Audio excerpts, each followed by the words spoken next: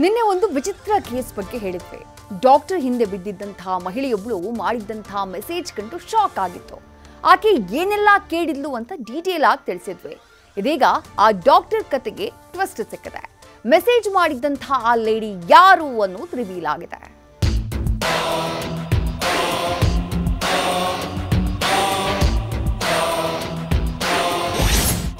Message ನಲ್ಲೇ ಮಾತ್ರೆ ಕೇಳಿದ್ದ ಕೇಸ್ಗೆ ಸಿಕ್ತು ಬಿಗ್ ಟ್ವಿಸ್ಟ್. ಇದು ಹನಿ ಟ್ರ್ಯಾಪ್ ಅಲ್ಲವೇ ಅಲ್ಲ, ಅತ್ತೆ ಕೊಲ್ಲೋಕೂ ಅಲ್ಲ. ಇದೇ ನೋಡಿ ಈ ವಿಚಿತ್ರ ಕಥೆಯ ಮೇಜರ್ ಟ್ವಿಸ್ಟ್. ಡಾಕ್ಟರ್ ನಂಬರ್ ಸಿಕ್ತು ಅಂತ ಮೆಸೇಜ್ ಮಾಡಿದ್ದ ಆ ಲೇಡಿ ಸೀದಾ ಕೇಳಿದ್ದು ಮಾತ್ರೆ, ಅದು ಸಾಯಿಸೋ ಮಾತ್ರೆ. ಅತ್ತೆ ಟಾರ್ಚರ್ ಕೊಡ್ತಾರೆ, ಅವರಿಗೆ ವಯಸ್ಸಾಗಿದೆ, ಮರ್ಡರ್ ಮಾಡೋಕೆ ಮಾತ್ರೆ ಇದ್ರೆ ಕೊಡಿ ಅಂತ ಮೆಸೇಜ್ ನಲ್ಲೇ ರಿಕ್ವೆಸ್ಟ್ ಮೇಲೆ ರಿಕ್ವೆಸ್ಟ್ ಮಾಡಿದ್ಲು. Hi sir. ಯಾರಿದು? ನಾನ್ ಸಹನಾ ಅಂತ. ಇನ್ಸ್ಟಾಗ್ರಾಮ್ ಅಲ್ಲಿ ನಿಮ್ ನಂಬರ್ ಸಿಕ್ತು. ಹಾ ಹೇಳಿ. ಭಯ ಆಗ್ತಿದೆ ಸರ್ ಹೇಳಕ್ಕೆ. ಸಾಯಿಸೋ ವಿಚಾರ ಹೇಳ್ಬೇಕು.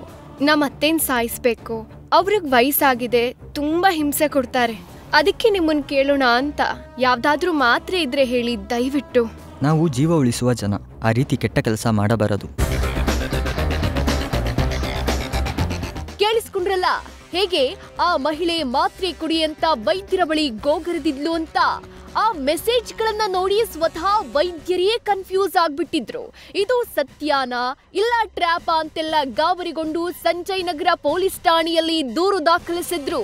ಇದೀಗ ಆಕೆಯನ್ನ ಪೊಲೀಸರು ಪತ್ತೆ ಹಚ್ಚಿ ಸತ್ಯ ಬಯಲು ಮಾಡಿದ್ದಾರೆ. ಅಷ್ಟಕ್ಕೂ ಡಾಕ್ಟರ್ಗೆ ಮೆಸೇಜ್ ಮಾಡಿದ್ದ ಸಹನಾ ಚೌಟ್ರಿ ಪಾಳ್ಯದಲ್ಲಿ ವಾಸ ಆಗಿದ್ದಾರೆ. ಮದುವೆಯಾಗಿರೋ ಸಹನಾಗೆ 1.5 ವರ್ಷದ ಮಗು ಕೂಡ ಇದೆ. ಗೂಗಲ್ನಲ್ಲಿ ನಂಬರ್ ಹುಡುಕಿ ಅತ್ತೆ ಸಾಯಿಸೋಕೆ ಮಾತ್ರೆ ಹೇಳಿ ಅಂತ ವೈದ್ಯ ಸುನಿಲ್ ಕುಮಾರ್ಗೆ ಸಹನಾ ಮೆಸೇಜ್ ಮಾಡಿದ್ಲು.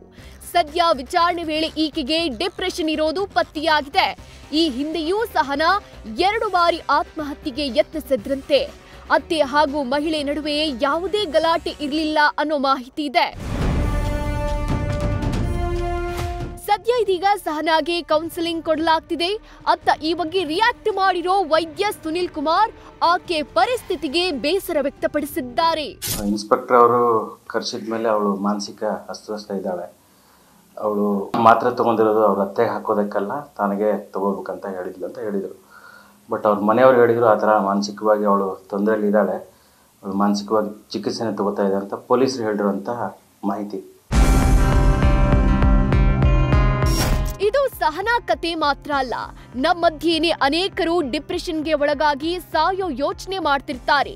ಏನ್ ಹೇಳಿ, ಅಚ್ಚರಿ ಮೂಡಿಸಿದ್ದ ಘಟನೆಗೊಂದು ಕ್ಲಾರಿಟಿ ಸಿಕ್ತು ಅನ್ನೋದು ಒಂದ್ ಕಡೆಯಾದ್ರೆ, ಈ ರೀತಿ ಸಹನಾ ಸಾಯೋ ಯೋಚನೆ ಮಾಡ್ತಿರೋದು ನಿಜಕ್ಕೂ ವಿಪರ್ಯಾಸ. Prajwal Nittur, news first, Bengaluru. News first ನಿರ್ಭೀತಿಯಿಂದ ನಿಮ್ಮ ಪರವಾಗಿ.